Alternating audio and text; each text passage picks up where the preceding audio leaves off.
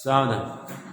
वंदितु सौवसीदे धुवमचलमणो वमंगदिं पते ओचामि समय पावण मिनमो सुद केवली वणिदम नमः समय साराय स्वानुभूत्या चकासते चित् स्वभावाय भावाय सर्वभावांतरचिदे।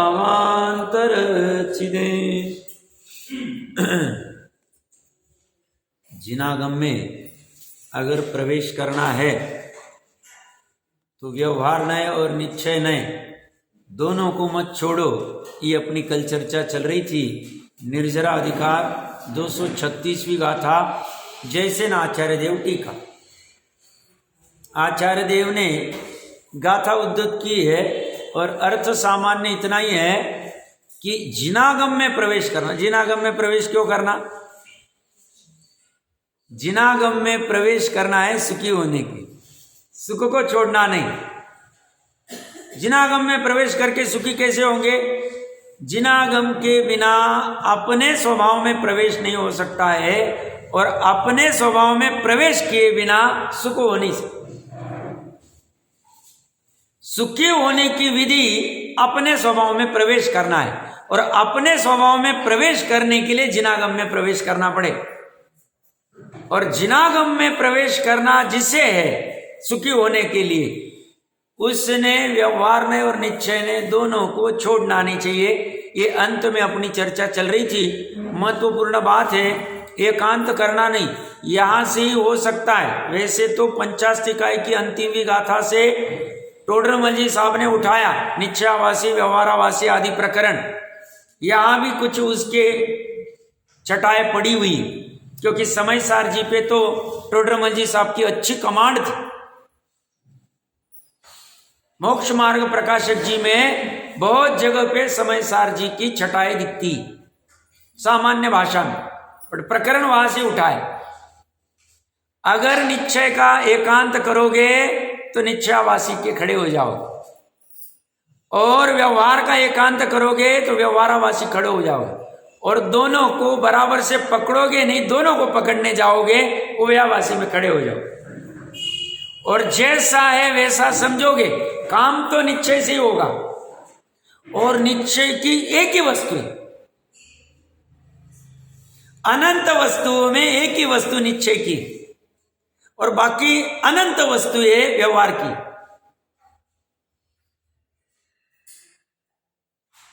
निश्चय की वस्तु से ही काम होगा, बट निश्चय की वस्तु जब तक नहीं मिलती है तब तक व्यवहार में अनंत वस्तुओं में से कुछ वस्तुओं का सहचारी रूप में चलना रहे, साथ चलेंगे, साथ साथ दान भी चलेगा, व्रत भी चलेगा, शील भी चलेगा, तप भी चलेगा, पूजा भी चलेगी, प्रभावना सब चलेगा। पर श्रद्धान में रहेगा, इससे मोक्ष नहीं होगा। श्रद्धान में रहेगा, ये सहचारी है, ये है कथंचित उपादेय है, अवसर बने रहने चाहिए शुद्ध उपयोग के लिए। इसलिए कथंचित है, ये है, इसको ही चिपक के नहीं बैठ जाऊंगा। तो प्रत्येक वस्तु को भेदाभेदात्मक बताया। एक ही वस्तु में यदि हम उसमें भेद करेंगे तो उसमें व्यवहार आ जाएगा।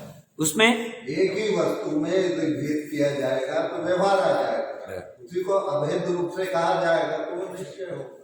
बात बराबर है। वस्तु एक ही है, लेकिन उसमें ही ये दोनों बातें।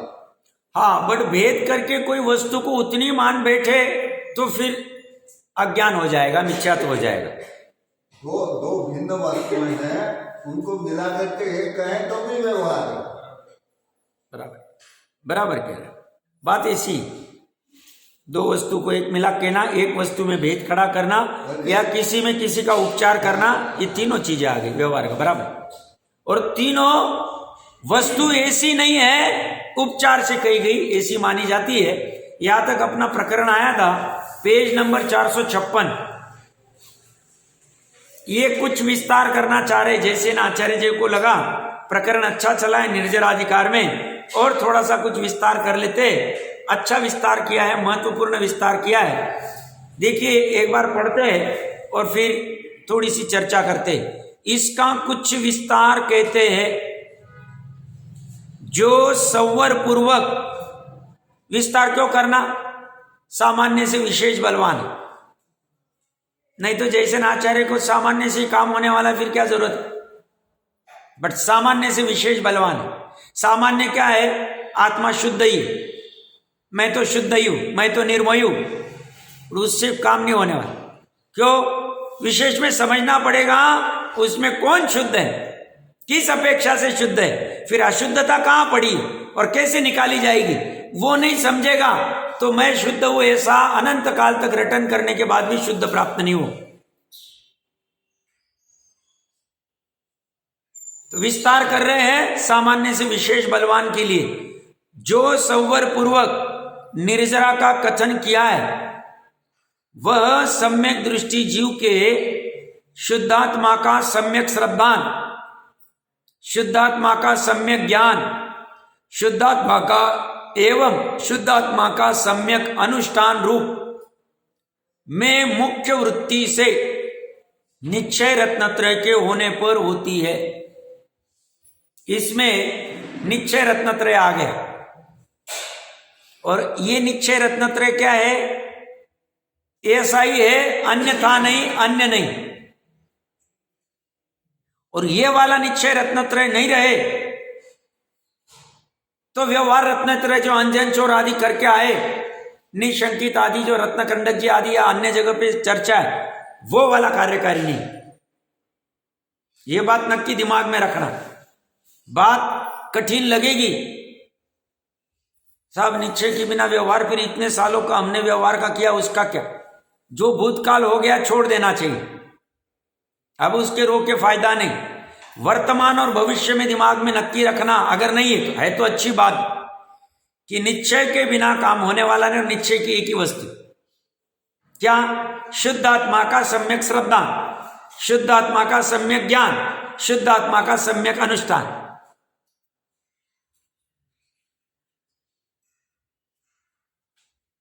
निश्चय ही सत्यार्थ है, ही लगा रहा हूं मैं, सम्यक एकांत है, और व्यवहार अभूतार्थ, असत्यार्थ है।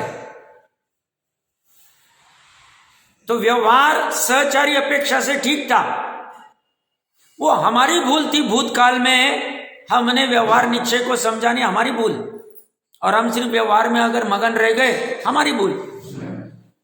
अब रोक के फायदा नहीं। अब वर्तमान में और भविष्य में लक्ष्य में निश्चय रत्नत्रय होना चाहिए, लक्ष्य में। और वो प्राप्ति करने के लिए कल चर्चा चली थी, भावना मतलब लक्ष्य ही हो गया, स्वाध्याय और तत्विचार, तीन ही चले, और ज्यादा की आवश्यकता नहीं।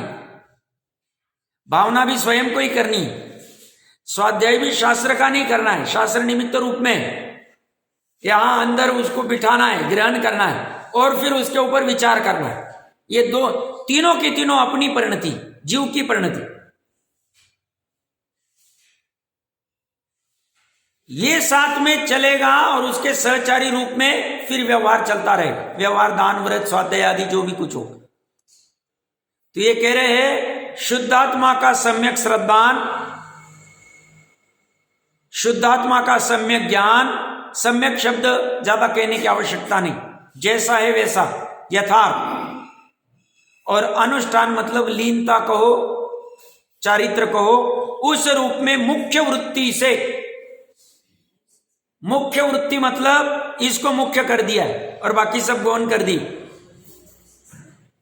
इसी को ऊर्ध्व कर दिया है। इस वृत्ति से निश्चय रत्नत्रय के होने पर, ये होने के बाद निश्चय रत्नत्रय होगा, और निश्चय रत्नत्रय होने पर होती है क्या, संवर पूर्वक निर्जरा। तो नव तत्व में संवर निर्जरा एक देश उपादेय, संवर निर्जरा बिना मोक्ष होगा नहीं। संवर निर्जरा होने का सरल उदाहरण, सरल फॉर्मूला 2 लाइन में आ गया। जिसे सवर निर्जरा करनी उसने निश्चय रत्नत्रय करना, और निश्चय रत्नत्रय जिसे करना है उसने सम्यक दर्शन, सम्यक ज्ञान, सम्यक चारित्र करना।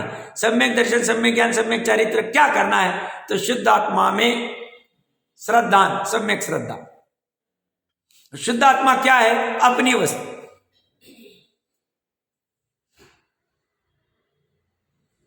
कितनी गजब की वस्तु व्यवस्था है, मैं तो मतलब शब्दों में बयान नहीं कर सकता। अपनी वस्तु की श्रद्धान करना। अनादि मिथ्या दृष्टि को एक समय के लिए भी अपनी वस्तु की श्रद्धा होती नहीं, एक समय के लिए भी नहीं, अनंत समय चले गए अनादिकाल से। अपनी वस्तु की क्या श्रद्धान करनी? यही मैं, ऐसा ही मैं, अन्य नहीं, अन्यथा नहीं।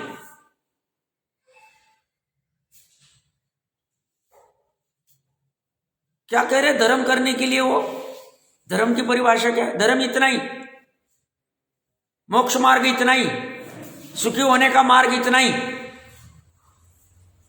अपनी शुद्ध आत्मा में कुछ भी करके करो, कुछ भी करके, मरण आए तो चलेगा, करना चाहिए एक बार श्रद्धान।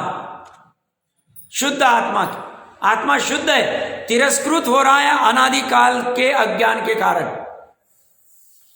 अज्ञानी क्यों कहा? क्योंकि ज्ञान जान सकता था, उसने ज्ञान ने गलत जगह फोकस कर दी, स्व की जगह पर में फोकस कर दी। ज्ञान की भूल है, ज्ञान की पर्याय की भूल है। वो भले ही कहने को होशियारी करके कहे कर्म का उदय की वजह से साहब, मिथ्या तो कर्म का उदय, 8 कर्म के उदय है साहब, संसार की ऐसी अवस्था है, हुंडा उसर्पणी काल है साहब, गृहस्थी है साहब, ऐसा है साहब, वैसा है साहब। उसकी भूल है, ज्ञान की भूल है। संगी पंचेंद्रियपणा आ गया वहां पे, अभी कोई आवश्यकता नहीं बात, उसमें बाधा नहीं कि संगी पंचेंद्रिय में किसी को थोड़े में समझ में आ जाए, किसी को ज्यादा में समझ में आए, किसी को थोड़ा काल लगे, किसी को ज्यादा, उसमें प्रॉब्लम नहीं। बट फोकस कहां चल रहा है, गमन कहां किस तरफ हो रहा है, उस पर सब डिपेंड। गमन अगर शुद्धात्मा को जानने की तरफ हो रहा है तो बहुत अच्छी बात, और उसको जानने के लिए नहीं हो रहा है तो उसके वो कारण सब बचने का, और वो टोडरमल जी साहब के पास भाषा में ऐसी अनीति जिन धर्म में नहीं हो सकती। तुम कर्म के ऊपर डाल रहे हो सब जोगवाई, कोई आवश्यकता नहीं, फिर भी कर्म के ऊपर डाल रहे हो, फिर भी पर के ऊपर डाल रहे हो, अनीति।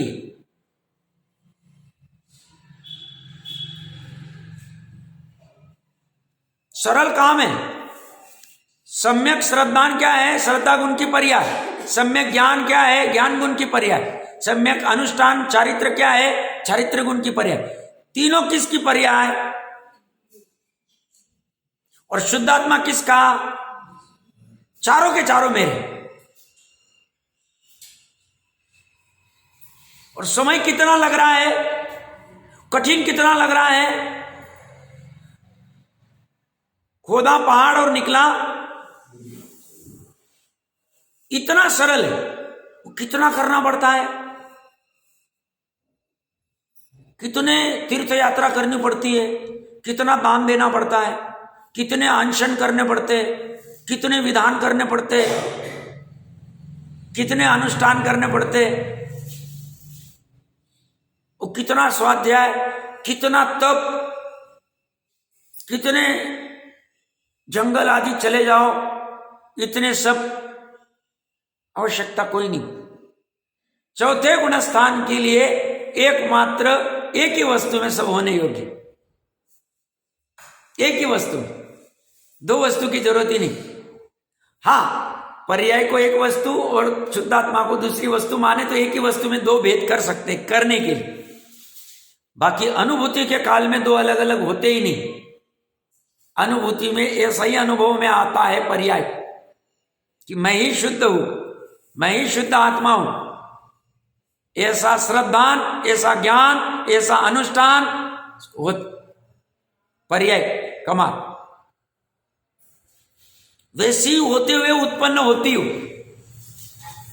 जब उत्पन्न होती है तो मैं शुद्ध हूं, मैं अनादि निधन हूं, मैं परमात्मा हूं, ऐसी उत्पन्न होती है और ऐसी ही विलय को प्राप्त हो जाए। अगले समय वाली पर्याय भी ऐसी उत्पन्न होती। सारांश क्या है? संवर पूर्वक निर्जरा करनी, संवर पूर्वक निर्जरा, और अन्य से कभी नहीं होगी। अन्य कोई संवर पूर्वक निर्जरा के कोई कारण नहीं और दूसरे, यही निश्चय कारण। और ये कारण न करके संवर पूर्वक निर्जरा के अनंत कारण कर ले तो भी नहीं हो, इससे ही होगा। वह निश्चय रत्नत्रय का लाभ, ऐसे निश्चय रत्नत्रय का लाभ कैसे होगा, प्राप्ति कैसी होगी? तो वीतराग धर्म ध्यान 1, शुक्ल ध्यान 2, शुभाशुभ बाह्य द्रव्य के आलंबन से रहित निर्विकल्प समाधि में स्थिर होने पर होता है। कहने को 3 कहे, है 2 ही। वीतराग धर्म ध्यान कब तक? 6वें 7वें गुण स्थान के स्वस्थान अप्रमत्त अवस्था तक। और शुक्ल ध्यान कब? 7वें गुण स्थान के सातिशय अप्रमत्त अवस्था से ऊपर बढ़ रहा है और केवल ज्ञान की प्राप्ति के लिए चला जा रहा है, वो अंतर्मूर्त। वो तो निश्चय रत्नत्रय का लाभ है ही, क्योंकि शुद्ध उपयोगी। और उसके अलावा वीतराग धर्म ध्यान क्यों कहा, मात्र धर्म ध्यान क्यों नहीं कहा? नहीं, वीतराग धर्म ध्यान, वीतराग धर्म ध्यान क्यों कहा? धर्म ध्यान किसे कहते हैं? पूर्व में चर्चा हुई।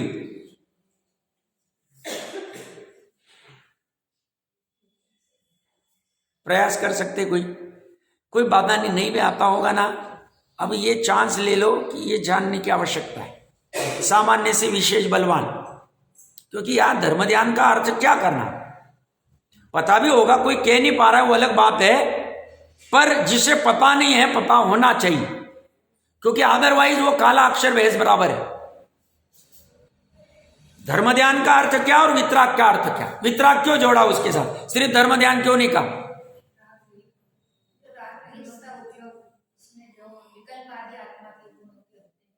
विकल्प आत्मा के चिंतन करना आदि जो विकल्प है वो धर्म ध्यान है, हाँ नहीं, इसमें जवाब थोड़ा सा प्रयास किया होना ऐसा चाहिए था। धर्म ध्यान मतलब मैंने पूर्व में लिया, फिर से वापस एक बार लेता हूं। 4 प्रकार के ध्यान के अलावा संसार अवस्था में एक भी और कोई अन्य ध्यान नहीं होता है। चारों में से कोई ना कोई होगा ही संसार अवस्था में। अज्ञानी मिथ्या दृष्टि के मात्र 2 ही ध्यान होते हैं, आर्त ध्यान और रौद्र ध्यान होता है, पहला, दूसरा, तीसरा गुणस्थान। वैसे कथनचित कुछ और भी आता है, धर्म ध्यान होता है दूसरे गुणस्थान वाले को, ऐसा कहने में आता है, बट वो विवक्षा भी मैं नहीं खोल रहा हूं, एकदम सूक्ष्म वाली विवक्षा। बट स्थूल विवक्षा इतनी ले लो कि 1 से 3 गुणस्थान मिथ्या दृष्टि अज्ञानी के कहे गए हैं, उनके आर्त और रौद्र ध्यान ही होते, या तो रोता रहेगा या तो पाप करते हुए हंसता रहेगा। रौद्र ध्यान मतलब हिंसा, चोरी, झूठ या परिग्रह करते हुए खुशी मनाना। और आर्त ध्यान मतलब इष्ट का वियोग हो गया, रोते रहना। रोते रहना मतलब आंसू ही निकले तो रोना नहीं, अंदर में खेद होना, अरे वो चला गया, धन चला गया, पुत्र चला गया, जो भी कुछ होगा व्हाटएवर। अनिष्ट का सहयोग हो गया, शत्रु आके मिल गए, या कुछ कोर्ट कचेरी आ गई, या कुछ किसी ने अतिक्रमण कर लिया प्रॉपर्टी के ऊपर, अनिष्ट हो गया, उसमें संकलेश करना, उसमें खेद करना, दुख करना। धर्म ध्यान का दूसरा भेद। तीसरा भेद, शरीर में रोग उत्पन्न हो गए, शरीर और जीव एक क्षेत्रागार रहने में बाधा नहीं, बट एक हुए नहीं, बट इसने एक मान रखा है और उसमें वो खेद करता है, तो वो तीसरा वाला। और चौथा वाला निदान, अपने को कम आंकना। निदान कब करेगा जीव? अपनी कल परसों चर्चा चली रही थी, ख्याति, लाभ, पूजा, निदान आदि। निदान क्या चक्कर है? तो अपना अनंत वैभव की तरफ तो ख्याल ही नहीं, अनंत गुणों का पुंज, और कुछ कमी मानना, राजा होना चाहिए, चक्रवर्ती होना चाहिए, या कुछ भी अटपटा, साइंटिस्ट होना चाहिए, कुछ भी करोड़पति होना चाहिए, कुछ भी मान, इस भव में पर भव में इच्छा कर, मतलब अभी वर्तमान अवस्था को अच्छा नहीं मानना और उससे कुछ बेटर होने की इच्छा करना। ये 4 आर्त ध्यान, रौद्र ध्यान तो अज्ञानी के होते। धर्म ध्यान सही मायने में सम्यक दृष्टि के ही होते, मतलब चौथे से ऊपर में ही, चौथा और चौथे से ऊपर में ही होते सही मायने। अब धर्म ध्यान क्या है, तो अभी उसमें भी 2 भेद है। यहां वितराग लिखा है और दूसरा विकल्प पूर्वक वाला। हम जैसे जीव जब सामयिक आदि में बैठते तो सामयिक में हम 3 लोक का चिंतन करते, या 6 द्रव्य का चिंतन करते, 7 तत्व का चिंतन करते, 12 भावना का चिंतन करते। यह चिंतन वितराग धर्म ध्यान में नहीं आए, विकल्पात्मक सराग में आएगा। इसलिए मैंने वो पूछा स्पेसिफिकली, इस शब्द की भी अर्थ भरे हुए, ये होने जरूरी, सिर्फ पढ़ना जरूरी नहीं, अच्छे से पढ़ना जरूरी, सिर्फ श्रद्धान होना जरूरी नहीं, सम्यक श्रद्धान होना जरूरी। ऐसे ही वितराग धर्म ध्यान मतलब क्या कहना चाह रहे, और पकड़ में आना चाहिए, क्योंकि इतने पद में पूरा वितराग धर्म ध्यान का स्वरूप आ गया। नहीं, चौथे में भी अगर सामयिक में बैठा है और शुद्धोपयोग कर रहा है, नहीं राग है बट वो अभी अबुद्धिपूर्वक चल रहा है। जब शुद्धोपयोग चल रहा है उतना ही काल, अंतर्मुहूर्त काल के लिए वो शुद्धोपयोग में है, तो वितराग धर्म ध्यान हो रहा है उसको। हाँ, मतलब गौण कम प्रमाण में, इसलिए उपचार से कहेंगे, बात ठीक कह रहे आप, बाधा नहीं उसमें। बट यहां पे इनका अर्थ 7वां गुण स्थान नहीं, क्यों, अभी आगे चर्चा करेंगे तब ख्याल में आएगा। इनको तो चौथे वाला भी लेना है, ऐसा नहीं कि 7वें वाले ही सिर्फ कल्याण कर सकते, चौथे वाले ने भी दृष्टि मुक्तता करके अपना कल्याण चालू कर दिया है। प्रमाण कम है, प्रचुरता ज्यादा नहीं, बट काम चालू हो गया। तो प्रकरण कहां से चल रहा था, वितराग धर्म ध्यान। तो वितराग धर्म ध्यान के धर्म ध्यान में, वितराग धर्म ध्यान में निर्विकल्प अवस्था होती, जिसे जैसे ना आचार्य देव समाधि बहुत बार कहते, और यहां भी समाधि की चर्चा आ रही।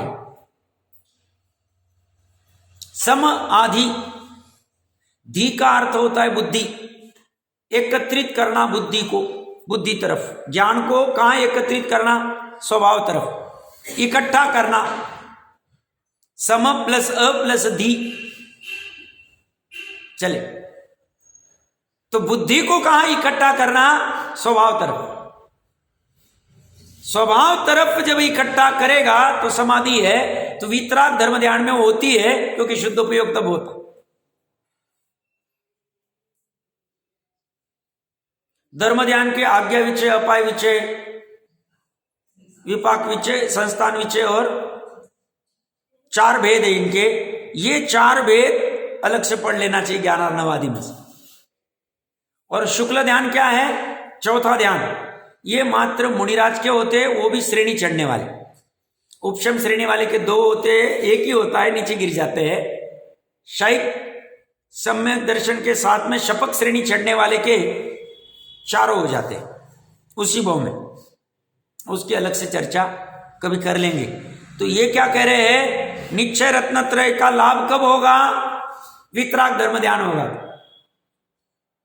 अब ये क्यों पढ़ना हमने, कुछ भी करके हमें निश्चय रत्नत्रय चाहिए, तो वितराग धर्म ध्यान होना चाहिए। शुक्ल ध्यान तो अभी है नहीं, तो छोड़ दो।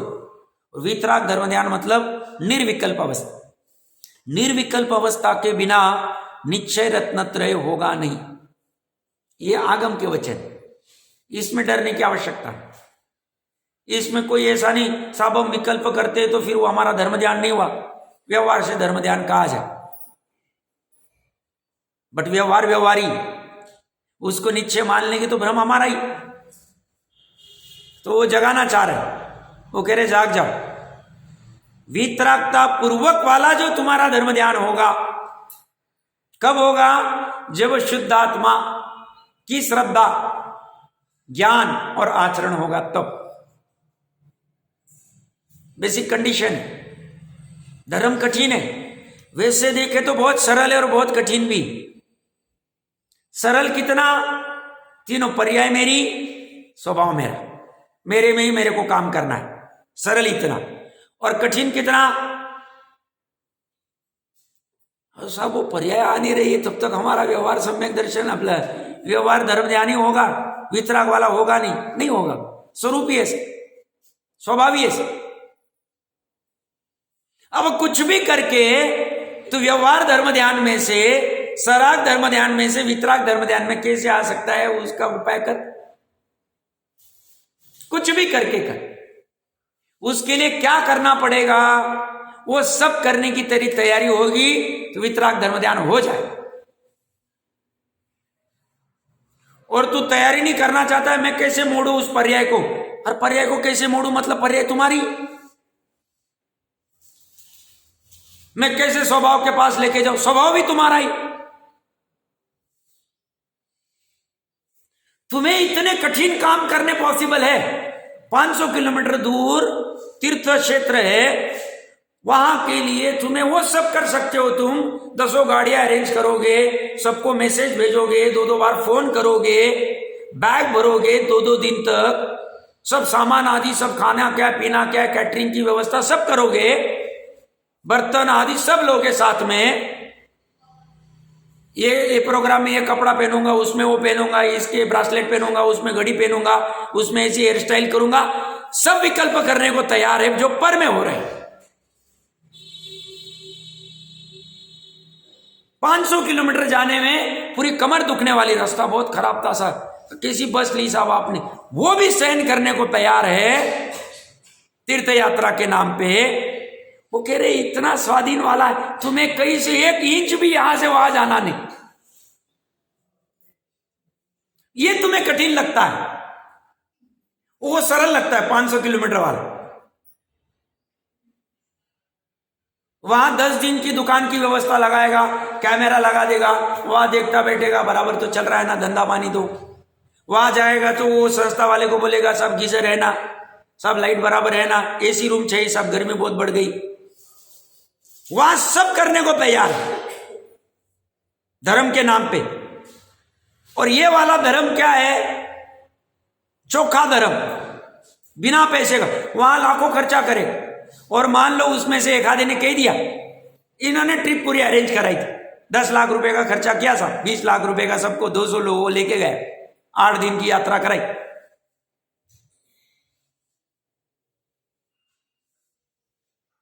और एक आधे ने कह दिया क्या साहब चाय बराबर नहीं बनाई, इसका पानी पानी हो जाएगा सर, 20 लाख रुपया खर्चा किया, एसी रूम दिया, बैग पकड़ने के लिए सेवक नौकर चाकर रखे, और एक चाय के लिए इसने मेरे को उतार दिया सबके सामने, क्या हालत होगी। वो कह रहे इतना क्यों उलझ रहा है तू, इतनी उलझन की आवश्यकता क्या है तुझे? वितराग धर्म ध्यान अपने पास अपना ही है, ये दिमाग में रहेगा। फिर कितनी भी तीर्थ यात्रा निकालो, कितना भी दान करो, कितने भी मंदिर बनवाओ, कितने भी अनुष्ठान कराओ, कितने भी पूजन कराओ, कितने भी विधान कराओ, सब चले। और ये लक्ष्य में नहीं है वितराग धर्म ध्यान, निश्चय रत्नत्रय, बाकी का कुछ काम कर। बात थोड़ी कड़वी लगेगी, बट कड़वी होने के बाद भी सत्य ऐसा ही है। वो सरल लग रहा है, ये कठिन लग रहा है, ये कह रहा है इससे इतना सरल और कुछ नहीं। बस पहले उसकी भावना होनी चाहिए और पहले निर्णय होना चाहिए कि यही सत्यार्थ है। इसी को वितराग धर्म ध्यान कहते हैं, इसी को निश्चय रत्नत्रय कहते हैं, इसी से काम होने वाला है और किसी से नहीं। तो बाकी के फिर भगवान ने क्यों बिना काम के खड़े किए दान व्रत शील तप? तो अभी अभी पढ़ क्या है, तीर्थ और तत्व दोनों को साथ में चलने देना, दोनों की अपनी आवश्यकता है, क्योंकि तत्व में निरंतर रह नहीं सकता है। तो 24 घंटे 365 दिन तेरी इतनी क्षमता नहीं निचली भूमिका में, तू बार बार बाहर आता है, बार बार बाहर आता। परीक्षा है, पता है 2 महीने बाद परीक्षा है, 2 घंटा हुआ क्या तुझे थोड़ा सा अनईजी होता है, थोड़ा 10 मिनट गप्पे लगा के आ जाता है, फिर वापस अंदर आता है, फिर बाहर जाता है। ऐसा तेरा चलने वाला कब तक? जब तक तू ऊपर की दशा प्राप्त नहीं करता। उस समय में तुझे सहचारी रूप में रहे, बट तू उसको धर्म नहीं माने। कहने मात्र का मामा है, कहने मात्र का चाचा है, कहने मात्र का धर्म है, बाकी यथार्थ है नहीं। तो वितराग धर्म ध्यान से अपनी चर्चा चल रही थी। ये करने के लिए क्या कहना पड़ेगा? बोले निश्चय रत्नत्रय का लाभ कब होगा? तो वितराग धर्म ध्यान के बाद। तो अब हम आज की सीख क्या ले?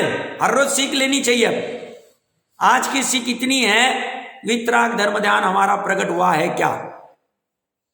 हुआ है तो शाबाश, नहीं हुआ है तो कैसे प्रकट करना है, क्या करना चाहिए। और उसके पूर्व में अगर कोई शंका होगी कि वितराग धर्म ध्यान से ही काम होने वाला है, ये कह रहे सही कह रहे, वितराग धर्म ध्यान से काम होने वाला, तो वितराग धर्म ध्यान किसको कहते हैं, ये पहले अच्छे से निर्णय कर लेना, और फिर वितराग धर्म ध्यान के लिए तैयारी चालू करो। फिर आज तैयारी चालू करो, कभी ना कभी काम होगा ही हो, भावना निष्फल जाएगी नहीं, भावना निष्फल जाएगी नहीं, वो काम करती है शुक्ल ध्यान रूप में। अभी तो है नहीं, बट उन्होंने लिख दिया है उसको। और नकारात्मक में क्या लिख रहे हैं? शुभाशुभ बाह्य द्रव्य के आलंबन से रहित वितराग धर्म ध्यान या शुक्ल ध्यान कब होगा? जब शुभ और अशुभ बाह्य द्रव्य का आलंबन नहीं रहता, साथ साथ में चलता, तब ये नहीं हो। शुभाशुभ बाह्य द्रव्य का आलंबन है तो वितराग धर्म ध्यान या शुक्ल ध्यान नहीं है, और शुभाशुभ का आलंबन नहीं है तो दोनों में से एक है ही नक्की। उससे रहित निर्विकल्प, बिना विकल्प वाला, निर्विकल्प का अर्थ कोई पत्थर के समान जड़ नहीं हो जाना। निर्विकल्प अवस्था मतलब पर के बारे में कोई भी शुभ अशुभ वाले विकल्प नहीं आते, सहज ऐसी परिणति हो सकती है जीव ज्ञान की। ऐसे निर्विकल्प समाधि में स्थिर होने पर होता है, तभी वो प्राप्त होता है निश्चय रत्नत्रय। वह समाधि महादुर्लभ है।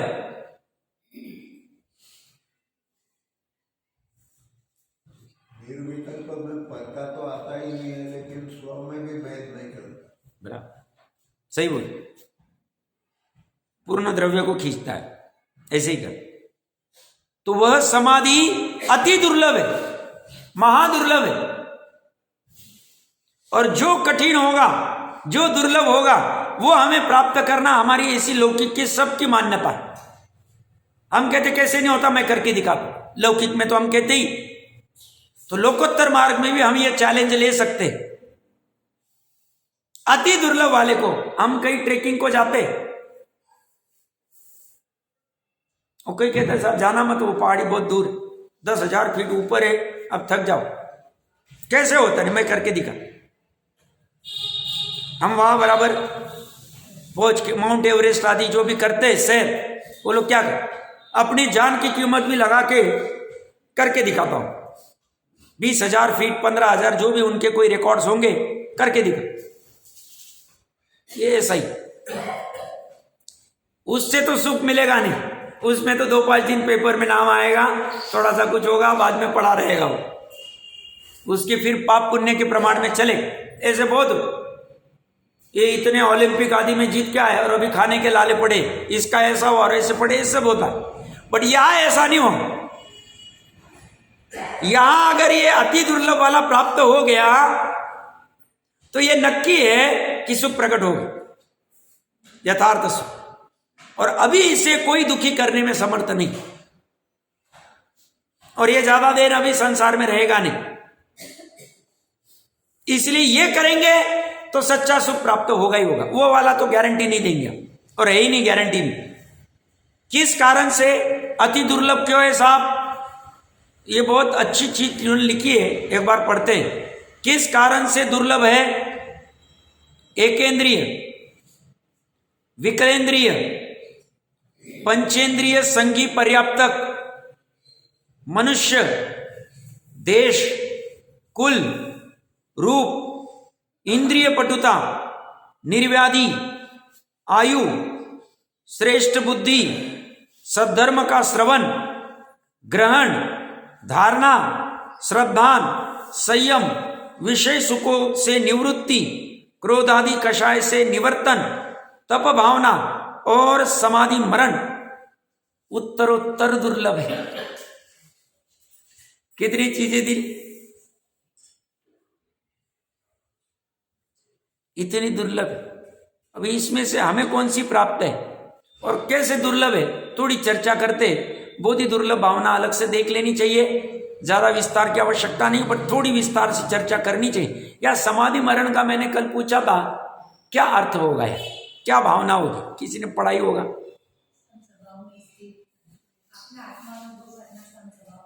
जैसे ना आचार्य देव का समाधि मरण का अर्थ क्यों लिया इन्होंने अलग से, यहाँ अलग से क्यों खड़ा किया?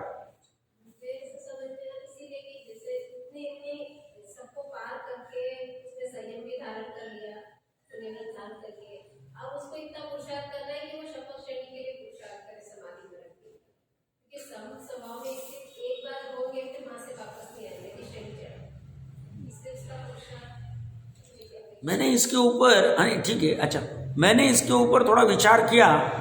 मुझे ऐसा लगता है कहीं पे कि समाधि मरण का जो इन्होंने यहाँ लिखा है, यहाँ समाधि पूर्वक संलेखना पूर्वक मरण की चर्चा है। अभी इसी क्यों की होगी आज तो नहीं करेंगे, बट कल भगवती आराधना जी भी रखना है यहाँ पे।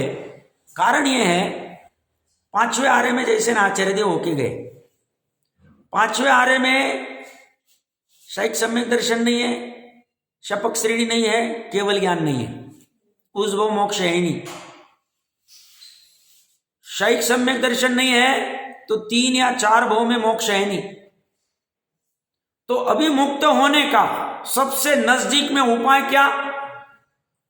तो समाधि मरण भगवती आराधना जी में आता है।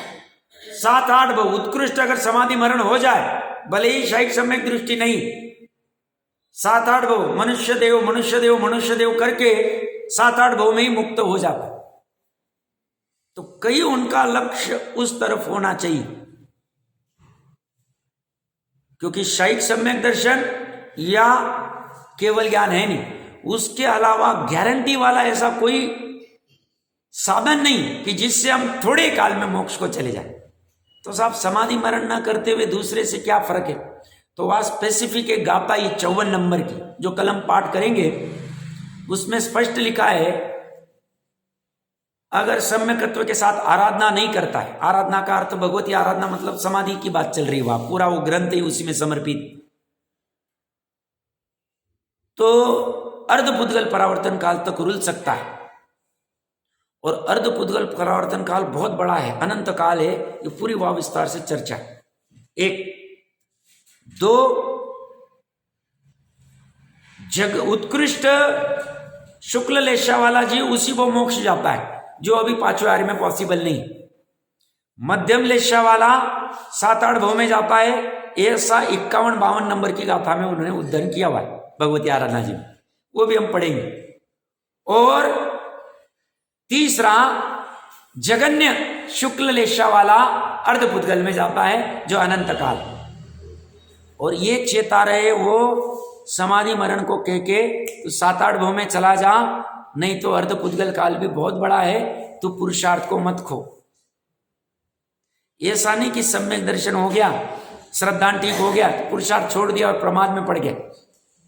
अपने को लगता है ना पुरुषार्थ की क्या आवश्यकता है, जो होना है सो होना है, होनार में जो था साहब होगा जब होगा, काल लब्धि आएगी तब आएगी साहब, निमित्त जब मिलेगा तब मिलेगा। तो हमने तो वो गाथा देखी थी जैसे ना आचार्य देव केवल ज्ञान होने तक 172 नंबर के आसपास होनी चाहिए, देख लेना चाहिए। यहाँ पे भी यही चर्चा करेंगे, ये अति दुर्लभ अंत में कहेंगे। इसलिए समाधि को मतलब समाधि से विमुख मत होना, इस समाधि को में प्रमाद नहीं करना, प्रमाद नहीं करना है स्पेसिफिक। प्रमाद नहीं करना मतलब पुरुषार्थ करना। पुरुषार्थ किसे करने कह रहे हैं? सम्यक दृष्टि को, मिथ्या दृष्टि को नहीं कह रहे, सम्यक दृष्टि को कह रहे। तू पुरुषार्थ नहीं करेगा तो अर्धपुद्गल परावर्तन काल तक संसार में रुले। और 1953 नंबर की गाथा भी है भगवती आराधना जी की, वो भी पढ़ेंगे। उसमें स्पष्ट लिखा है, जिसने मुनिपना लेके सल्लेखना धारण की और सल्लेखना करके भी प्रमत्त हो जाता है, संस्तर संस्तर शब्द आया हुआ, तो भी वह संसार में रुलता है। तो ये चर्चा क्यों कर रहे? केवल ज्ञान होने तक पुरुषार्थ छोड़ना नहीं। एक, पुरुषार्थ प्रधान संस्कृति है। दो, प्रमाद वाली संस्कृति नहीं अपनी। अब भूतकाल में हो गया, छोड़ देना चाहिए। कोई भी चीज में होगा नहीं अभी, ऐसा नहीं निकलना चाहिए। इसका कोई इंपॉर्टेंस नहीं, ऐसा नहीं निकलना चाहिए। व्यवहार और निश्चय दोनों का इंपॉर्टेंस है। भली बाती श्रद्धान और दिमाग में ऐसा ही होना चाहिए और शक्ति प्रमाण प्रयास चालू कर देना चाहिए, स्वाध्याय आदि में भी, सामायिक आदि में भी, और यहां पे न्याय नीति आदि में भी, दोनों साथ में करनी चाहिए। जब होगा हम प्रयास अपना चालू कर देंगे पुरुषार्थ। और इसीलिए वो कह रहे प्रमाद मत करना, ये अति दुर्लभ है। अब कैसे दुर्लभ है? अभी तो समय अपने पास। एकेंद्रिय, क्या कह रहे? एक कल्पना करते हैं इस हॉल में कितने एकेंद्रिय होंगे? बराबर, अनंत एकेंद्रिय। क्यों? निगोद एकेंद्रिय अनंत, निगोद एकेंद्रिय। और सूक्ष्म एक भी सुई का नोक इस हॉल में खाली नहीं। सूक्ष्म, जिसके नाम कर्म की सूक्ष्म प्रकृति का उदय। बादर मतलब हम जैसे जीव, चींटी आदि वाले जो किसी के आधार से रहते, रोकने से रुकते आदि आदि वाले, जो परिभाषा है। इतने से हॉल में सूक्ष्म कितने और विकल्पत्रय कितने होंगे? सूक्ष्म मतलब एक इंद्रिय आएंगे। और ये समझना, जल का है, वायु का है, अग्नि का है और पृथ्वी का है। ये चार भी सूक्ष्म असंख्य है। सब पानी का है तो पानी रखा ही नहीं। अग्नि का है, ज्ञानी कहते हैं जिसके सूक्ष्म नाम कर्म का उदय है, ये से 5 प्रकार के होते हैं। अग्नि का है, वायु का है, पृथ्वी का है और कौन सा? जल का है, 4। और वनस्पति में निगोद वाले साधारण, ये 5 सूक्ष्म में होते। साहब गर्म तो कुछ लग नहीं रहा, अग्नि का है। इनकी प्रकृति ऐसी हुई। किसी को पता था?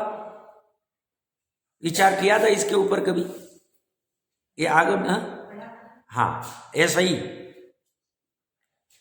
नाम कर्म की 93 प्रकृति में एक बादर और एक सूक्ष्म है। सूक्ष्म के 5 जाति होती।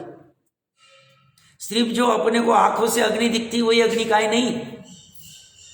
ये भी यहां भी सूक्ष्म, एक सुई के नोक के ऊपर असंख्य सूक्ष्म है। असंख्य को कह रहा है? सिर्फ निगोदी अनंत होते, सिद्ध और निगोदी अनंत होते।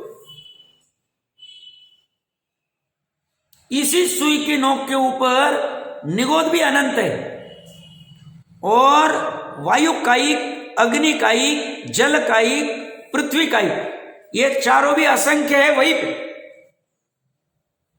इसकी श्रद्धा नहीं है तो हमें आगम की श्रद्धा नहीं, आगम की श्रद्धा नहीं तो सम्यक दर्शन नहीं। और 11वां नंबर का श्लोक निशंकित रत्नखंड की श्रावकाचार, अभी चर्चा ही चल रही। तत्व में इदमेव, ऐसा ही है, अन्य नहीं, अन्यथा नहीं, यही है तत्व। मतलब देव तत्व, आगम तत्व, गुरु तत्व। और तत्व मतलब 7 तत्व भी।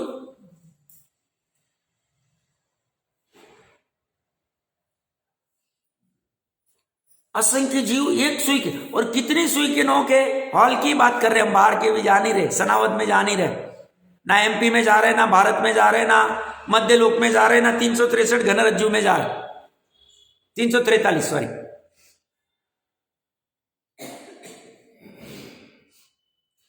कितना दुर्लभ है ये चर्चा कर रहे हैं। इतने से हॉल में अनंत निगोदी है एक इंद्रिय वाले, और असंख्या असंख्य असंख्या, एक सुई के नोक के ऊपर भी असंख्य, तो कितने असंख्य होंगे कल्पना नहीं। और अपने शरीर के आधार से निगोदी कितने 12वें गुण स्थान तक रहते। आगम के वचन, अपने नहीं, घर के नहीं। इससे दुर्लभ विकलत्रय, विकलत्रय कितने होंगे अब थोड़ा देखना पड़ेगा, चीटी आदि, वो भी संख्यात तो होंगी, संख्यात तो होंगी, असंख्य भले नहीं होंगे इस हॉल में, कह नहीं सकते, आंखों से दिखते वही है ऐसा जरूरी नहीं। मान लो, जस्ट कल्पना कर रहा हूं मैं, और ऐसा मैं आगम के आधार से कह रहा हूं। मान लो किसी ने गलती से, छोटे बच्चे ने, या तो अपन खाते पीते कुछ भी नहीं है, छोटे बच्चे ने गलती से कुछ या खाया होगा, कल्पना कर रहे है नहीं, कल्पना कर रहे, और इतना सा अनाज का टुकड़ा पड़ गया, उसमें त्रस उत्पन्न, विकलेंद्रिय उत्पन्न हो सकता, त्रस, और कितने असंख्य रह सकते, विकलेंद्रिय भी असंख्य हो सकते, संख्यात असंख्यात हो सकते।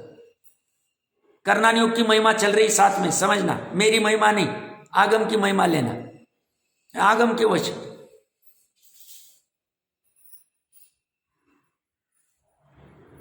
इतने हॉल में असंख्य संख्यात विकलेंद्रिय हो सकते, दुर्लभता चल, और संगी पंचेंद्रिय कितने, उसमें से समुच्चम मनुष्य या समुच्चम तीर्यज, संगी पंचेंद्रिय वाले, वो भी असंख्य होंगे, बट शुद्र भाव वाले होंगे। श्वासोश्वास के 18वें भाग में तो गायब। दुर्लभता का प्रकरण चल रहा है, उत्तरोत्तर अभी दो ही पे चर्चा चल रही, एकेंद्रिय और विकलेंद्रिय भी आ रहे हैं, और तीसरा लेना है तो पंचेंद्रिय संगी पंचायत पर्याप्त तक ले लो।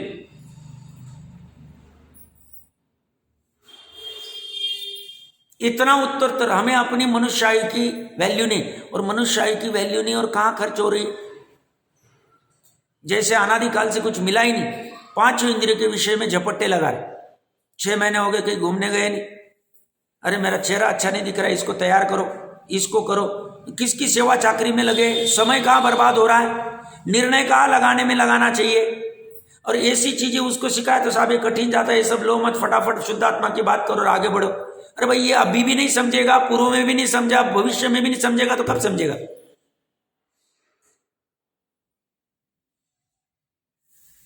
मात्र शुद्धात्मा को, सामान्य को समझ के तेरा क्या निहाल होने वाला है, किसी का निहाल नहीं हुआ, क्यों शुद्धात्मा का सामान्य से निर्णय होगा ही नहीं। विस्तार करना, इनको या तो समझ नहीं, जैसे ना आचार्य देव को उन्होंने विस्तार किया, सामान्य से विशेष बलवान। हमारा समय कहां जा रहा है, न्यूज़पेपर पढ़ने में 2 घंटे लगा दिए हम, मनुष्य बहुत। किसकी न्यूज आ रही, सब उसने उसको जेल में डाल दिया, उसने उसको बाहर निकाल दिया, उसके इतने सीट आएंगे, और हमें 2 रुपए क्या मिल रहे। अभी भूमिका अनुसार पढ़ने में बाधा नहीं, बट फील हो रहा है हमारा अमूल्य समय जा रहा है फालतूगिरी के धंधे में। टीवी के ऊपर सुबह सुबह न्यूज लगा के बैठ गया, कितना किसका वोटिंग आएगा, क्रिकेट में कौन चल रहा है, 50-50, 20-20 में क्या होगा, किसको कितने करोड़ में लिया, तेरे को 1 करोड़ में कितना करोड़ मिलने वाला है, सब मेरे को सब पता है। इसको 5 करोड़ मिले, इसको 2 करोड़ में खरीदा, इसको 9 करोड़ में खरीदा, और तेरा क्या भैया, तेरा पेट इससे भर गया, देख कितना अज्ञानी तू समय कहां बर्बाद। और तुझे ऐसा कोई कहे तो तुझे बुरा लगता, अभी छोड़ना मत, बट समझना तो सही, सही करने योग्य क्या है। दुर्लभता की चर्चा चल रही, बहुत दुर्लभ है, हमारा उपयोग बहुत वेस्ट चला जाता है। आज का समय आ गया है, चर्चा करते हैं हम।